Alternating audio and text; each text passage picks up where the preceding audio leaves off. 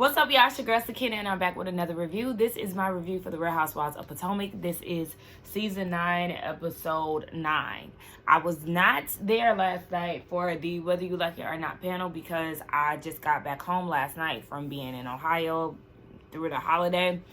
And so, yeah, that's the reason why I was not there. But I am here today, and the energy is a little low, but you know how it goes. I can start watching it, and the energy can, start to form, and I'll be more energized and things of that sort. But if you haven't watched the replay for the Whether You Like It or Not panel, definitely swing by Yakriti's channel and watch it. I need to watch it for myself after I watch this episode. But let's go ahead and get into it. So it picks up where it left off last week with the ladies talking to Mia, and Mia saying, the fathers of my kids can get along. Okay, yes. She was making reference to the previous marriage that she had with her first son's father, who we never even see. We've seen a lot of Gordon's kids, and we've seen her oldest son in the past, but for some reason we have not seen him not one time this season. So I'm wondering if his dad has anything to do with that or what. But, it's Mia just putting a play on words and trying to get that wow factor and that shock out of the ladies. And so Giselle is like, well, last time we seen, girl, you said that ink was going to create space. And then we see y'all at the pool and everything else. And then Mia goes and says, well, just because y'all recommend something doesn't mean I'm going to take y'all's advice. That wasn't their recommendation. That's something that you said that ink said. Girl, what? So then Jacqueline, waiting for her moment. Let me speak. I was there. Gordon is fine for every bit of 5 minutes, and then for the rest of it, he's miserable. So again, Jacqueline is somebody who feels like Mia needs to cut the cord and needs to create distance between Gordon. But, Mia's feeling some type of way because she feels like after that conversation, she's telling Jacqueline, F you, you never have my back. Girl, she's keeping it real. You, just like Wendy said, are creating this facade. Girl, you are irresponsible. Like Kiana said, you look a damn fool. But it's like enough with this stupid storyline between Mia and her baby daddies, alleged baby daddies, and all of that. Wendy is like, look, I'm receiving a citation from the governor of Maryland, and we need to focus on that. And they was like, wait, a citation, like that has a negative connotation. So then Eddie comes up and he reiterates it. It was like, yes, Wendy is receiving a citation from the governor. Like, we need to go ahead and see about this. So everybody goes back to their respective spaces. And in the midst of Wendy receiving this recognition for all the work that she's done, you have Ashley and Stacey talking about their raggedy husbands and how they both have mediations coming up that following week. Now is not the time. And I was so irritated with production. Focus on Wendy. Why are we focused on the conversation that Stacey and Ashley are having? Like, we don't care. We do not care. So, again, Wendy is receiving this award. I love it. I wish it would have been highlighted more, but, production, they must got it out for her or something. I don't really understand. So Ashley goes and sits with Karen and Giselle, and she's like, Stacey is so clueless, because in their conversation, Stacey is telling Ashley when it comes down to the financial part of the mediation, she feels like her husband will be fair because, he's really successful, blah, blah, blah. Kind of similar to how Kyle is thinking when it comes down to this divorce with Mauricio. The 50-50 thing, you just never know. You can never go into it feeling like everything is going to be peachy. No, ma'am. But then I'm looking at Ashley like, it's very rich for somebody like you to say that Stacey is clueless when you two are just as clueless. Your husband is in finance, and if you feel like you about to be sitting on a pile of money, you're sadly mistaken. But she's finally moving forward with the divorce, so we'll see what that process looks like. But girl, if you don't think that Michael was 10 steps ahead of you, then you're sadly mistaken. So I was just like, girl, not too much, because y'all are in the same boat. Like, yeah, Stacey might be clueless, but you right there with her, sis, definitely giving equally yoked. Stacey, please get rid of CJ. We're so CJ, get rid of TJ. We're so tired of him. She's sitting there talking to him, talking about, oh, the mayor's wife is at the end of the table or something like that, and he could care less. Meanwhile, he at the table chopping it up, talking about bonuses from new hosting gigs and stuff with Ray. Girl, he does not have you to do, literally, like in both forms, to do sexually and to do just in present wise, entertaining wise. He don't have you to do. He don't want to talk to you. He's still salty about you leaving him behind. Shut the fuck up. So Giselle, Karen, and Ashley, they're going to sit down with Stacey inside. And Giselle is like, look, one thing about it, when it came down to my divorce, baby, I knew where all the money was at, okay? And so she's trying to help Stacey when it comes down to it. Like, you need to be very specific when it comes down to what you want during this mediation. Write down everything to the T from what you want for you and your daughter. And Stacey is like, you know, when we first got together, we both said that we would never be... basically, they would never argue over money and things like that if it ever came down to it. And I was with Giselle. Let Giselle be the voice of reason of all of it, in all of this. She was like, you said that y'all were growing apart. You don't know him. Like, life is totally different, girl. It's different when it comes down to money. She literally is acting like Kyle, because she said, my divorce is different from Ashley's. Is it? Do you really know that? Are you sure? And just like Karen said, don't go flaunting TJ in his face, because then he's going to want to fight for real. And that's when things can really get nasty. So you need to be closing one chapter before opening another. Hello? Because again, CJ, I just keep calling man CJ all of a sudden today. TJ ain't nothing to be saving yourself for, to be honest. Look at how he acting when y'all not having sex. Very sassy. Very round. Baby, calm down. No. Stacey, again, follow Karen's advice. And again, Karen, I was just looking at her like, she looks so good in that scene. She looked good in her confessional. Like, Karen is eating the girls up at 61. And I love that for her. But yeah, girl, you don't know him. And it's just like, Stacey, okay, girl, please. At this point, you're really irritating me. Ashley's irritating me with that stupid outfit of hers. Like, yeah, you definitely need to listen to the more seasoned women who have been through this before. Don't necessarily listen to Ashley, but you can listen to Giselle and Karen. But even with Giselle was like, everybody is nice in the beginning. Nobody goes into it. Nobody goes into a marriage thinking about divorce. I said, well, you should have, because he already was having babies on you before y'all walked down the aisle. But what do I know? Okay, I see my waterworks is starting to come back. I haven't been crying in like a long ass time, but watching Wendy and her introducing her kids to Eddie's sisters, I just feel like that sucks so much, because it just made me get emotional, because I cannot imagine meeting my nieces and my nephews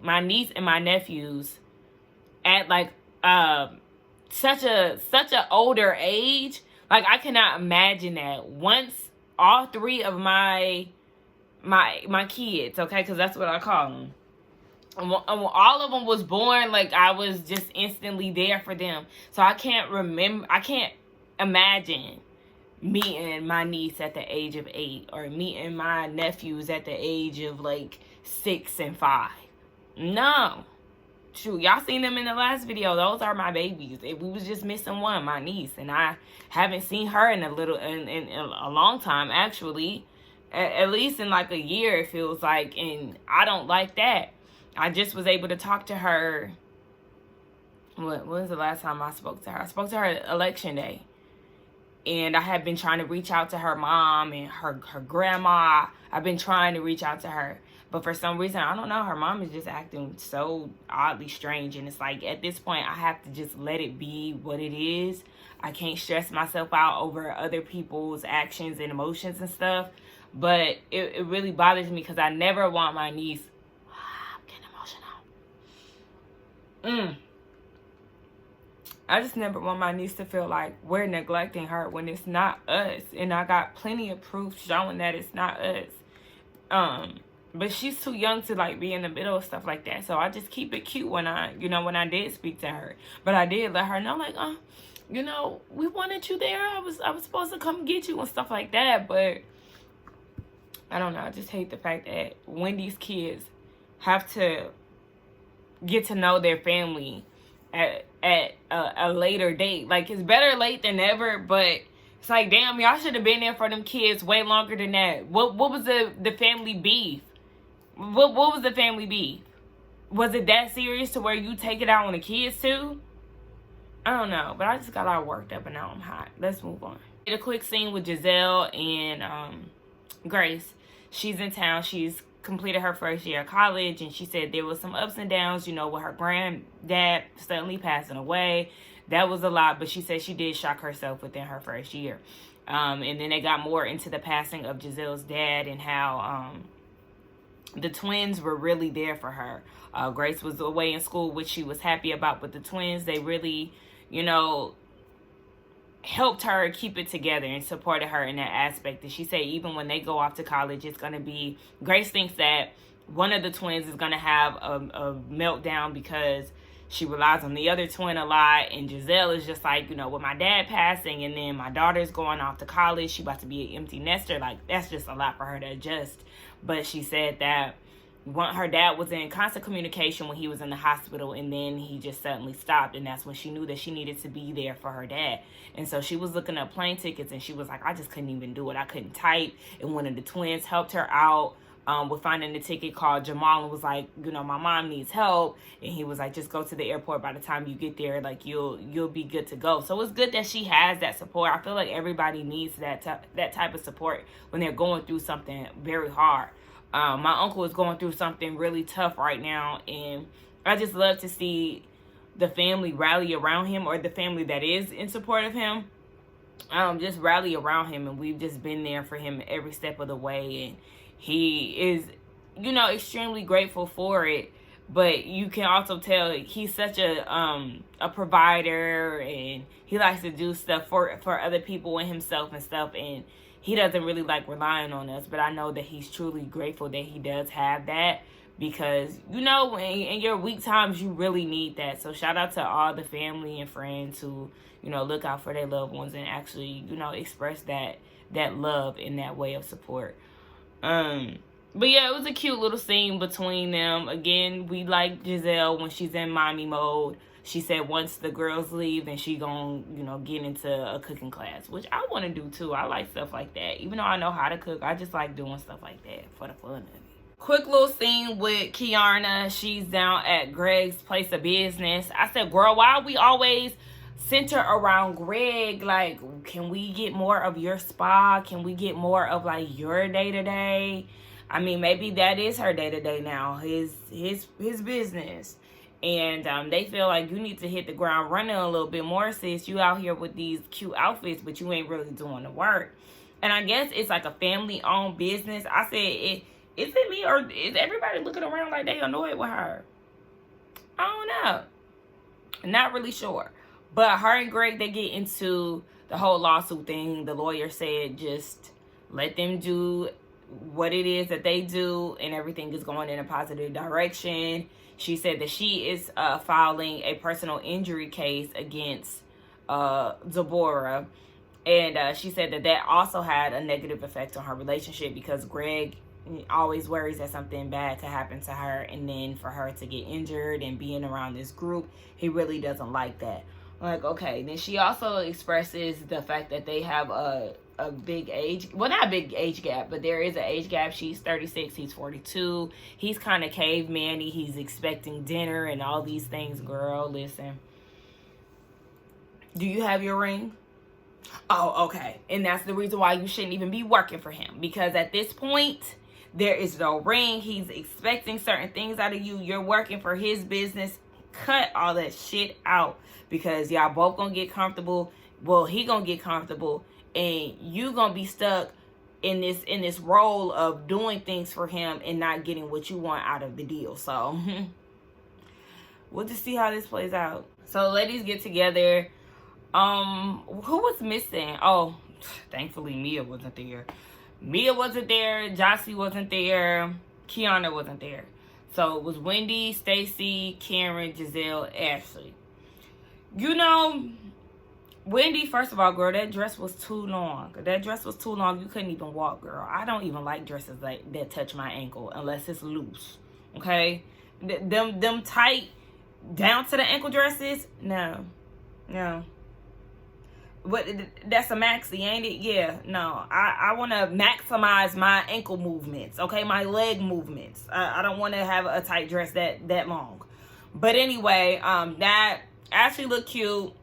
Karen looked cute as always. Giselle's top was cute. The rest, and Stacey's style gives me my college era. So I went to college in 2011. Her dress style gives me college girl circa 2011 through 2014. The bandage dresses. She had a romper with a bow on it. Like,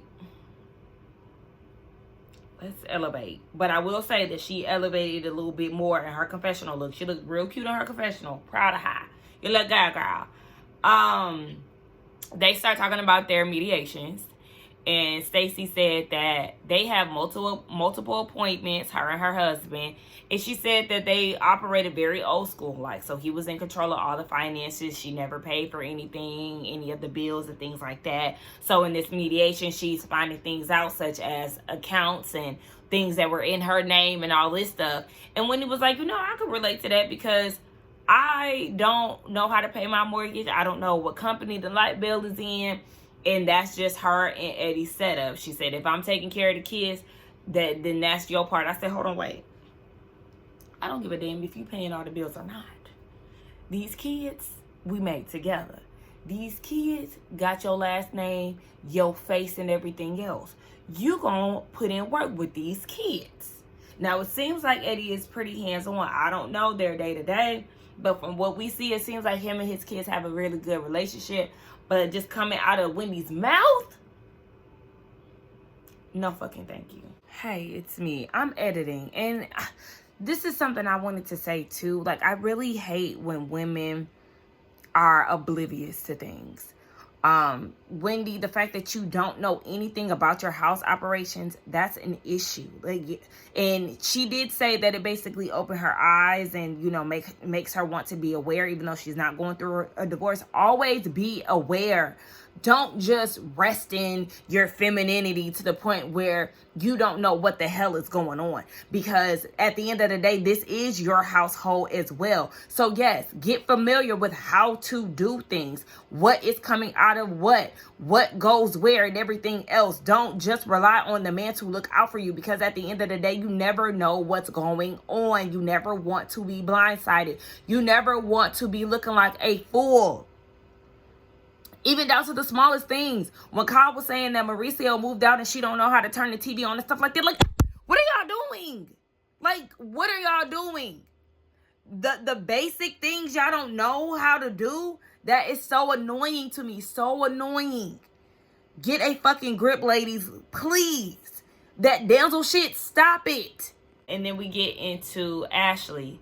And they only had one mediation. So it lasted them 9 hours. And they talked about everything. They came to a custody agreement, but he wanted her to sign a clause where he's not mentioned at all on this show.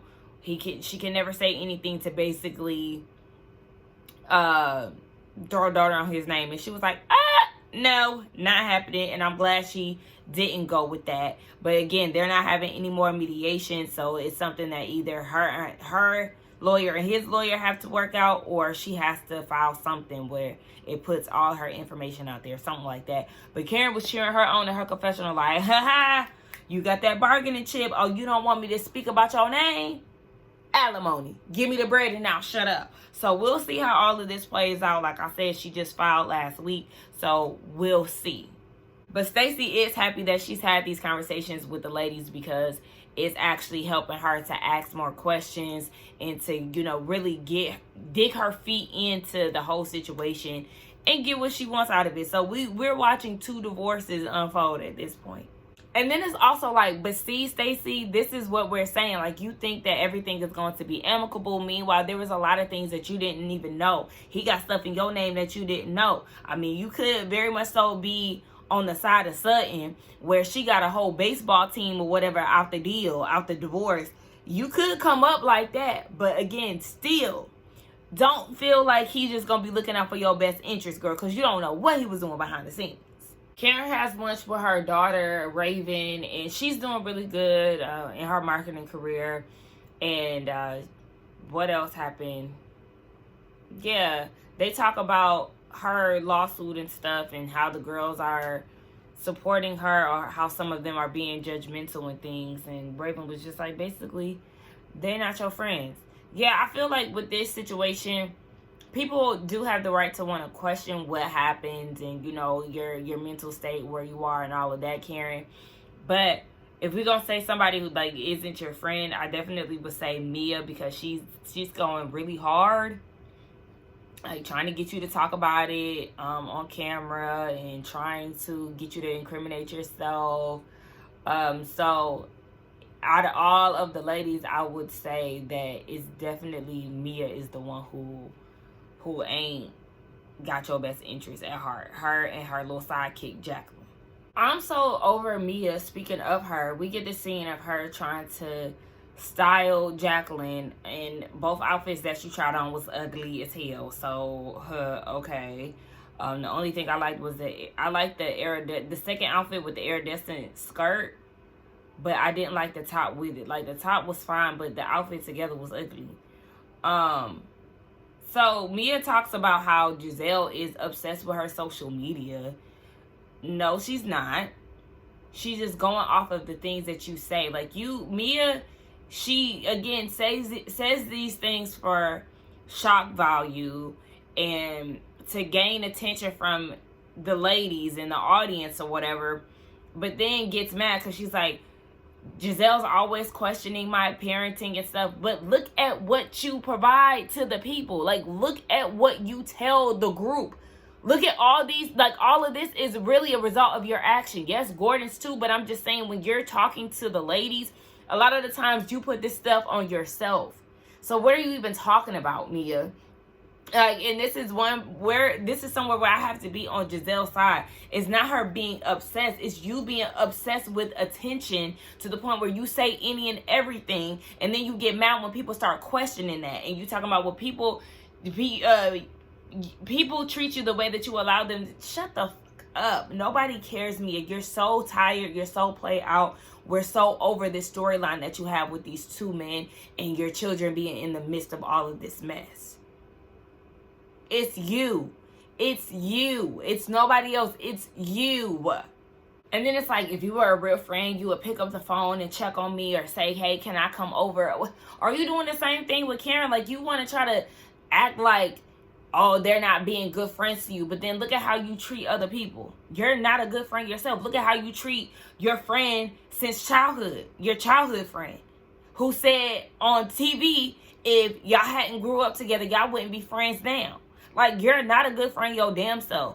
And Jacqueline can't even have a mind of her own without you saying fuck you and everything else. You never defend me, blah, blah, blah. Girl, please, you're not a good friend to anyone. You don't know how to. It's like Mia's life has been chaotic since her childhood. So it's like, how do you expect her to be a friend to anybody? How do you expect her to maintain sane relationships? Not even with men, but just with women as well. Like, girl, you don't know how to do that because you live in chaos and you actually live for it. This show is like just your playground. Then Giselle is mad because she ain't got a man, but you got 3 or 4. Who is bragging on Ink and Gordon? Who is bragging on them? They're both cheaters. Applebox, okay, what about him? He seems very cloudy from what I gather. And then Gordon is an old man who can't get it up. I mean, I hate to throw his, health in his face, but I'm just saying, can't get it up, don't have no money. Who would be hating on that? Like, literally, who would be hating on that? I highly doubt she's hating on that. Okay, so Ashley is doing this event. I don't know. I thought they was going to be working out. But I guess not. She's doing something for a charity for the homeless. Her mother were close to being homeless as a child. So she wants to give back and, you know, raise money. She's supposed to raise $1,000. I said, child, if y'all don't raise over $1,000, then I know something. But the ladies show up with their kids. Wendy shows up with her beautiful family. We get, the ladies get introduced to Arabella, Stacy's daughter. Karen comes, Mia comes. I said, where your kids at? And she's greeting everybody, and she skips giving Giselle a hug. And Giselle's like, girl, what's going on? And Mia said, we'll talk. And Giselle is just confused as to why she didn't get a hug. And again, I'm just confused on why she's so irritated with Giselle in particular. Because, yes, all of them has pretty much questioned what the hell is going on. But, okay.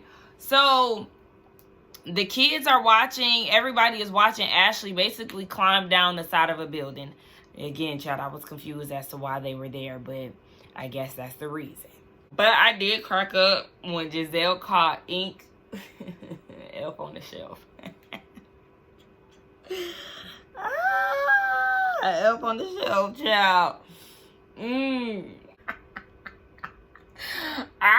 Karen is funny as hell.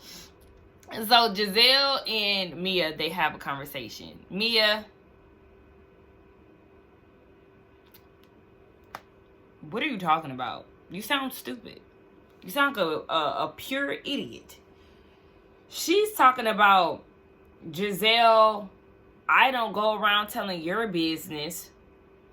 When we went to Dominican Republic, your daughters were sneaking boys in the house. Giselle said, yeah, I did catch a boy on the ring cam. But then you go on social media and try to act like they're outstanding girls. What does that have to do with you? And you being in your pimp village, word to Karen. When she said that was, she said, the pimp village must be too much, honey, okay? Because, girl, the kids is off limits. Like, you're not making sense. I'm sorry. You thought that you did something with that, but that has nothing to do with you juggling these two men and flaunting that and putting that on TV. Like, how are you mad at Giselle for something that you showcase? This is not a secret. So what are you talking about?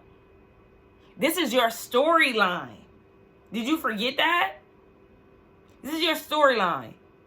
So what does your storyline, your public storyline, have to do with Giselle and her daughters being teenagers and doing teenage things?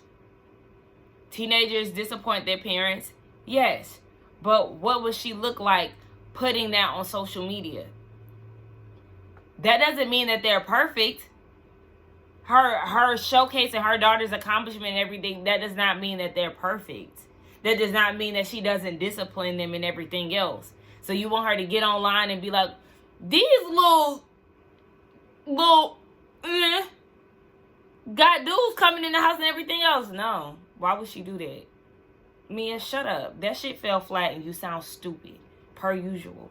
And then to say Giselle is not living her authentic life because I guess she's not disciplining her daughters online or disciplining her daughters on the show. Do we see you discipline your 3 kids on the show? No, we don't. What we're witnessing is a train wreck.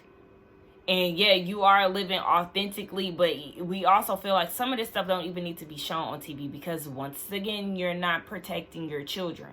It's making you look like a bad mom.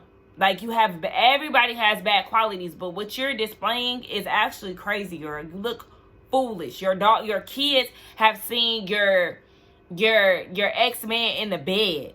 Meanwhile, you're still in the bed with you. Meanwhile, you're still with their dad. They also have witnessed you move on from your dad with said men they seen in the bed, and now you're questioning the paternity of your middle child. They're witness to all of this, and yet you want us to believe that the kids think that y'all are just friends. Girl, you sound fucking stupid. Anyway, that was the end of the episode. Let's get down in the comments and talk. Do not forget to like, comment, and subscribe to my channel. I'm honestly so over Mia in this storyline. I'm dealing with somebody with a mental illness every day. I wake up and I just never know. Well, then create the space. Create the space. Get out of that building. Like, you can do other things to not have to deal with that every day. Yes, y'all have small children together and everything else, but girl, you lie so much we don't believe you. Again, like I said, never gonna deny her experience with Gordon when it comes down to his mental health. I know that could be difficult, but I also do feel like you are laying it on thick a lot of times, and at this point, we don't care. I want her off the show, honestly, at this point, because it's old, tired, and it's through. It's so tired. I'm tired. Now I need to go and edit this because I got an hour to get this uploaded and to eat before I have to get into training for the rest of the day. And yeah, I have a day ahead of me. I love y'all. Let's get down in the comments to talk. Bye.